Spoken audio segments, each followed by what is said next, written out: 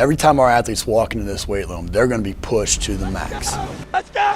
Let's go! The barbell hasn't changed in over 100 years. I can take a 25-pound plate and we'll go out on the turf and I'll have you hating life. We talk about straining your gut, pushing past that comfort level. I want a lot of energy. What better breeding ground is there for being a success in life than the weight room?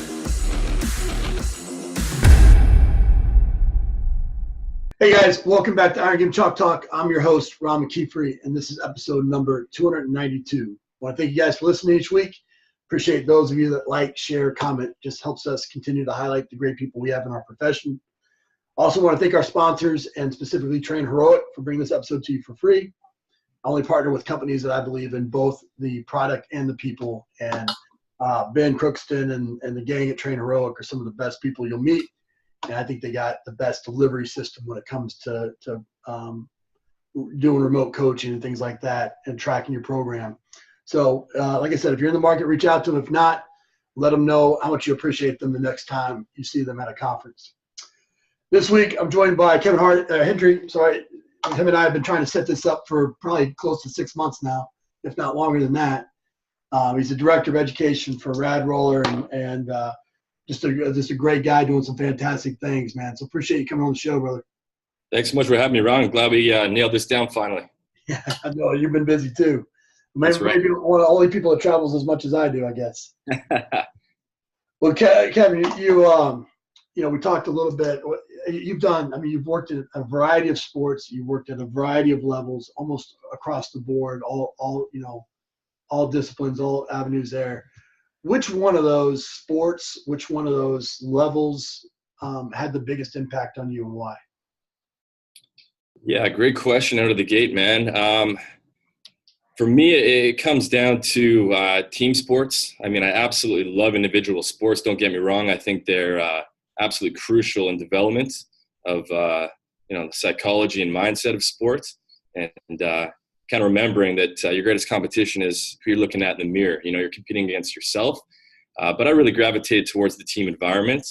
So I'd have to say, baseball, basketball, soccer would be my favorite, just because of the dynamics. They say the greatest teams, the championship teams, it's not those with the top ranked talent. It's usually like the bottom players. So for instance, in like World Cup of Soccer, it's the team with the best 9th, 10th, 11th player on the field, not necessarily those top 2 or 3. Right. So I suppose NBA basketball could be a bit of an exception there, but because of the dynamics of the team, I would say that's where I've really learned the most. There's the most variables. Things can kind of go sideways. And sport, really my passion was baseball, actually. Yeah. So, just again, it's such a mindset type game. I was a pitcher, so I'm up there on the mound, and it's almost like you're at a table at the casino in Vegas. It's like I'm not just thinking, am I dropping a 1, a 2, or a 3? Right. It's figure out, okay, what does he think is coming? You might want to take the bass-ackwards approach, where it's an off-speed count. I'm actually going to throw the inside fastball, keep him off his toes. So for that reason, just all the variables intertwined, team sports and baseball. Oh, that's awesome, man. I think so many times in those team sports, I agree with you. I mean, there's always going to be some outliers that, the LeBron Jameses of the world and things like that. But I mean, by and far, typically, it's a team game. And, and what we find as coaches, oftentimes those ones that are the ones that you enjoy working with the most are the ones that don't have all the talent in the world, but are trying to play catch up, and doing everything they can possibly do. So I love that mindset as well. I want to dig into that, but before we do, I always ask the question. I think it's important. This is something I've asked as a young coach all the way through 25 years in the business. But learning from other people's mistakes. I think if you can avoid other people's pitfalls, you can hopefully maybe get there a little bit quicker, or at least get there a little bit unscathed. What's one of the biggest mistakes you've made in this career, and how you've learned from it? I would say early on in my career, it'd probably be giving up on people a little too early. So Fortunately, over the last decade, I'd say that's certainly not the case. But in my first few years in the industry, I would say it was very easy to work with those individuals who had the intangibles. They were, self-motivated. They put in the work on and off the field. They're just a dream to work with. But it was those ones where maybe the outliers, they needed that push. Looking back in retrospect, those are the ones who needed my help the most. Right. I had to grab them by the collar and say, look in the mirror and say, okay, well, what are we going to do here? And, what sort of help do you need? What sort of support? What can the rest of the team do for you? What can the coaching staff do for you? Often, you see those late bloomers where all they need to do is stay in the game long enough, have a bit of luck, not get injured. And sometimes, that 17-year-old who was kind of on the fringes, they end up being one of the best as a 25-year-old. I mean, look no further than Michael Jordan, in his high school career. Pretty legendary example of arguably the best ever in basketball. And Right. The guy was not a superstar in high school. So never give up on people, because they will tend to give up on themselves. And we're in the game of coaching. So we have to get them to dig deep and show them never, ever give up. Yeah, it's something I talk about this a lot when I present about, a fixed mindset versus a growth mindset. And, if you're a coach and you have a fixed mindset, then you're absolutely in the wrong profession. You've got to have that growth mindset. You got to think that everybody is capable of more than what they portray, and hold them to a higher standard and push them to reach that. I mean, that's what coaching is, and there's a verse in the Bible that talks about, you don't throw a light into the light, you throw a light into the darkness. I mean, it's easy to coach the kids that want to do all those things. The kids that maybe don't have all the tools, or the kids that don't really like the weight room, that's what it means to truly be a coach, and to be there and to try to motivate them to get, from one place to the next. And that's the job. That's the job. The job isn't wearing the fancy sweatsuit. Yeah, I cannot agree more, man. You hit the nail on the head. You mentioned mindset quite a bit, and the psychology, and getting people to walk that path.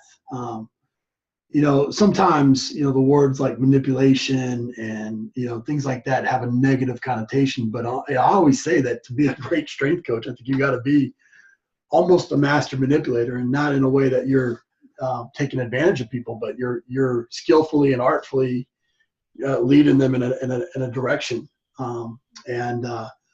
We were talking a little bit off camera about this. Why is that mindset piece so important to you, and how have you made that a regular part of the everyday? Yeah, I mean, manipulation certainly has a negative connotation. It's like I'm trying to swindle you at your loss for my benefit. Right. I don't think there's really any positive to that, but a cousin of that word would be persuasion. And I think that is certainly part of the job of a strength coach, of a university professor, of a parent, whichever the role may be. It's trying to get the person to say yes and to follow through for their benefit. And there's lots of angles to address that. But from my experience, what I've learned and seen is that most people are motivated by one of three things, and that is fear, greed, or trust. And if you use the wrong approach in the wrong scenario, you're probably not going to have success. But if you can really analyze the situation and see, well, what's going to be a match in this scenario, given this team or this individual athlete, you can see some magic happen. So, for instance, greed. Let's say you've got a goal. You want an athlete to hit a max on a bench press. And they've kind of said, I don't care. Combine is over. I'm just not going to get there. Well, if we can get this guy to say, okay, well, greed, I'm going to make you a bet. I'll bet you $1,000 you can't get there.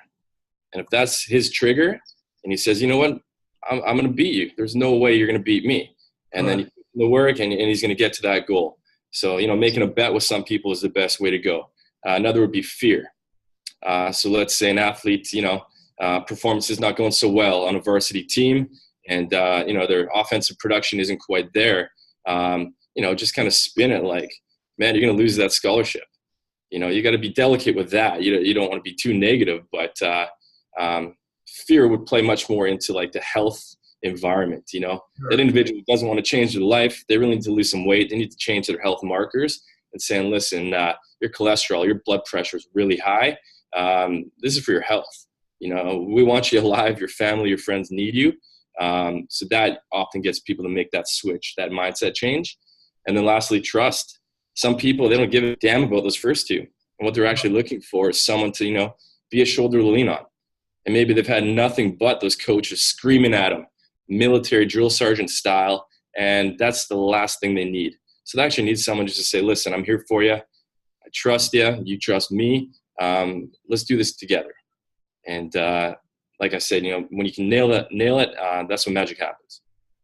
Yeah, those are three great. I think, to do those, to find out what those motivations are for people, you have to sit down and you have to actually invest time to learn about them, outside of the 1 hour training session that you may have or whatever. What are some of the ways that you've done that? I mean, outside of, obviously you're in a client-based type of environment. People come in, they go. It's not enough time. Like what, or maybe it is, and you're skillful in how you're able to pull that information out in that training session. What are some of the tactics, the Monday morning type of takeaways that somebody can take and go and implement tomorrow? Well, I think this day and age, we're just completely overwhelmed. Our phone's pinging. We've got tweets and Instagram comments and the phone's ringing. And, there's just so much darn stimuli these days. So we're fighting an uphill battle. What I like to do is set people up for success. And let's say I want them to do a bit of homework.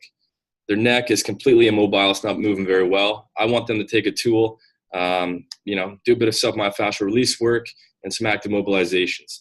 Well, if this is a CEO of a company or this is someone who has very little time, the excuses are going to get in the way and nothing's going to happen. So what we do is, okay, you watch television, before bed to wind down. Yeah, I put on Netflix, crush a 50-minute, 60-minute show before bed. Okay, here's what I want you to do. Instead of sitting on your butt for an hour, sit on your butt for 45 minutes, pop off onto the floor, and take 15 minutes while you're still watching your show, and that's when you're going to do your homework. And then there's absolutely zero reason for not doing it then. And also just kind of convincing people about how darn important it is. I say, listen, are you committed to brushing your teeth, once a day, twice a day, hopefully? Right. Most people say, yeah, of course. Okay, well, the same goes for your body. So a bit of self-care, some myofascial release, some mobilizations, or, if you're an athlete, when it comes down to, getting your drills in, putting in that work to hit your goals. Yeah, fantastic. I agree 100%. You talked a little bit about self-myofascial release and movement and manual therapy and whatnot. That's obviously a big part of what you do, but, you talked about being a pitcher and at some point, some piece of you was really driven by that performance element.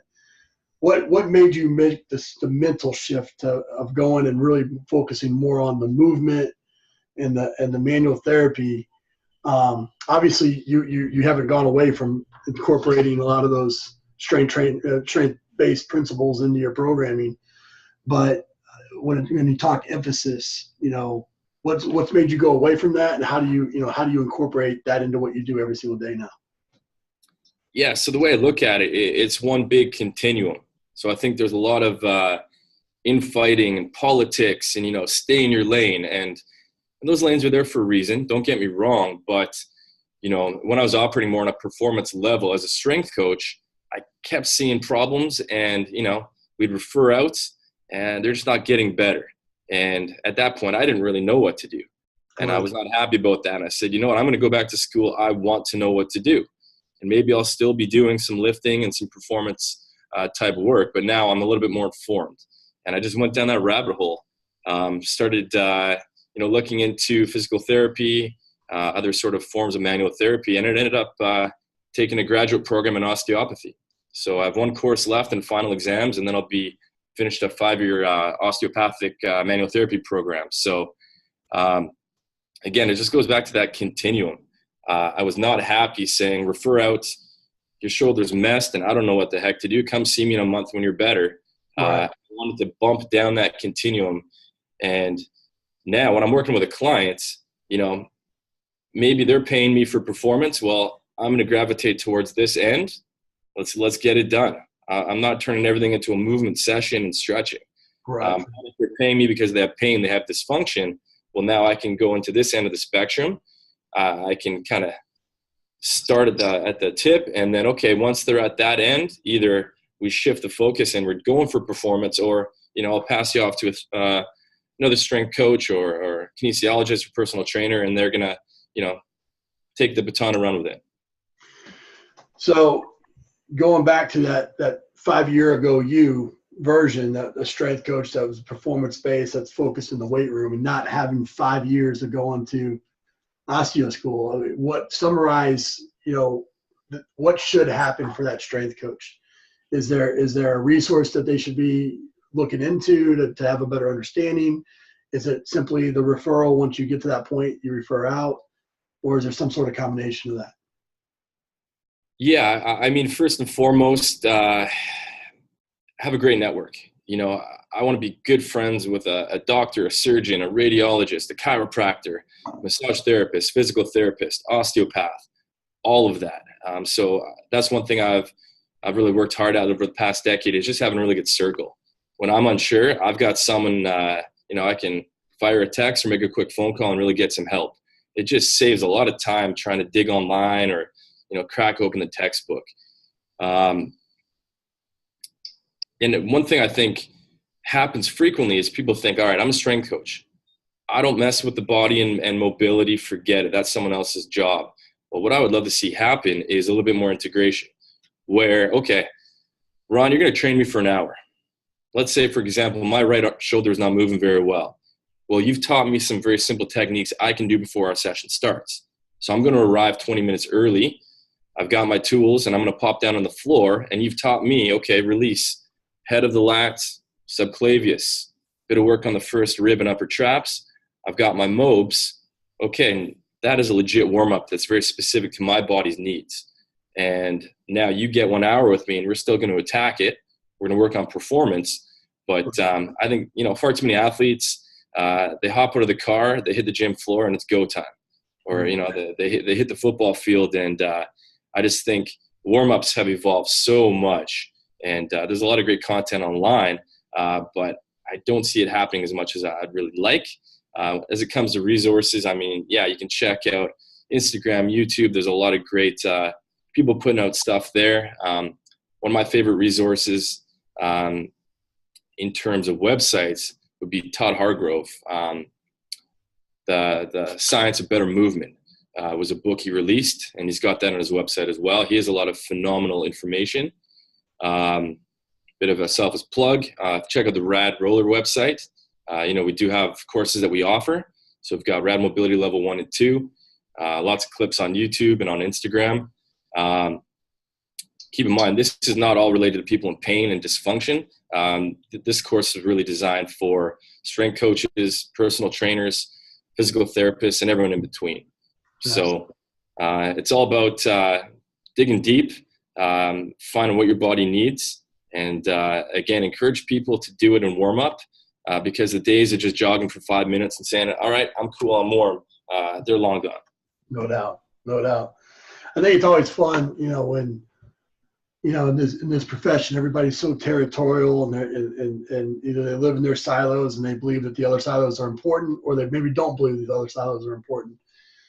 But to not have a general understanding of medicine and physiology, being an athletic trainer or a manual therapist, or having the resources to be able to reach out to, I think it's such a mistake. Just because we want nobody to mess with our athletes when they come to the weight room, but then we turn around and we want to go mess with what they're doing in their areas. And so I think it's so important that you develop that network, that you get a base understanding of general principles across the board, and then have enough information to be able to ask the right questions to that network that you've created. And I think that's so important. You mentioned RAD Roller, and you're the director of education. You mentioned Mobility 1 and 2, but RAD Roller is very well known, but maybe not as much in the NFL, NBA. I know you're involved quite a bit with those guys, but for those that are not as familiar with RAD Roller that are listening, tell us a little bit about the company and what you guys are trying to do. Yeah, so RAD Roller, we're a Denver-based company. I'm actually based out of Vancouver, Canada. I'm Canadian, but head office is Denver, and we develop innovative self-myofascial release tools. So, we wanted to kind of find the cure for the common foam roller, that 3-foot-long piece of foam that, one sweaty athlete uses, and it's sweaty and grimy, and chuck it in the garbage. We wanted to come out with, products that were designed based on the human body, informed by the latest research on how manual therapy works and how pain works, really. So we wanted, the Swiss Army knife of release tools. And then, of course, as important as the tool itself is how the heck do you use it and why are you using it? So we put together a platform of education. And as you mentioned, we have RAD Mobility Level 1 and 2. Also, we have a golf module as well as a yoga module.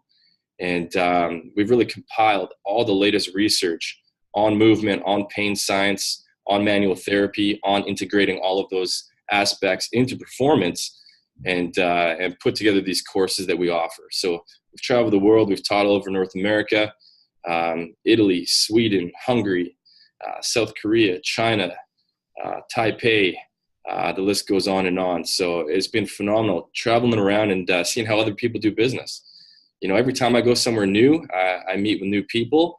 I'm going, man, that's really cool. I've never really heard of that angle. And then back to being a voracious learner, being a reader. I hear one term or I get a tip of one book that person at Taipei mentioned. And now, okay, I'm going to go investigate that and learn a little bit more. Other athletes and teams we've worked with. I've done a bit of work with the Toronto Blue Jays. In the NHL, Vancouver Canucks, Calgary Flames, Miami Heat.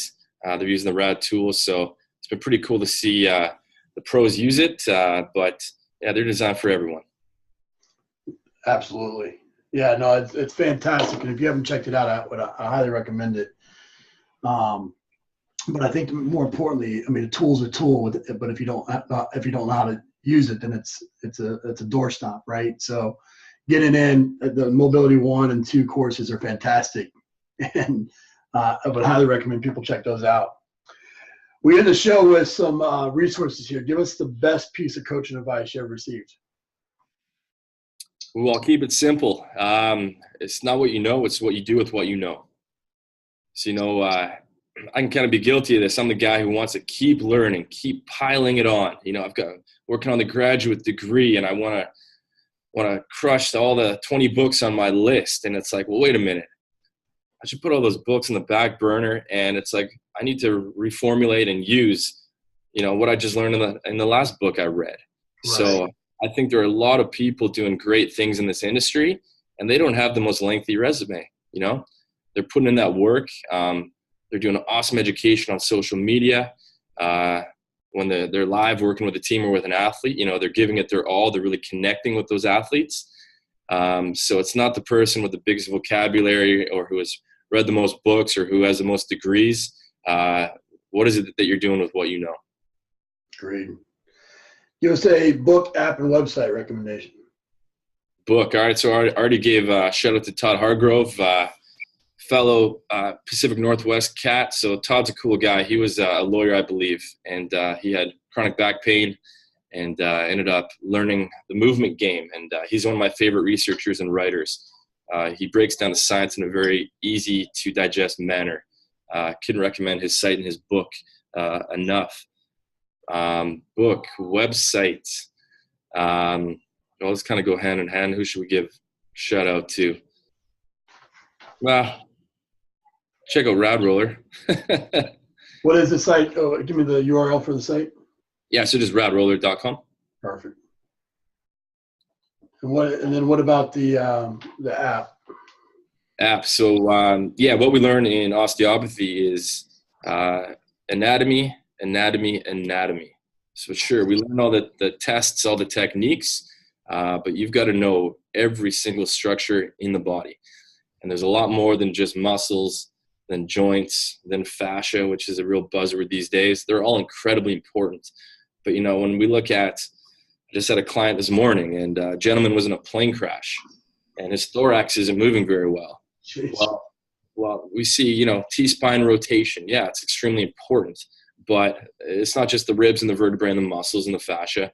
I want to know all the ligaments. I want to know all the specific joints. I want to know that the stomach, the spleen, the left lung, the heart and pericardium, they're not gliding and moving. So I encourage people to check a Visible Body app. It's awesome. You can just kind of scroll through. You can spin it.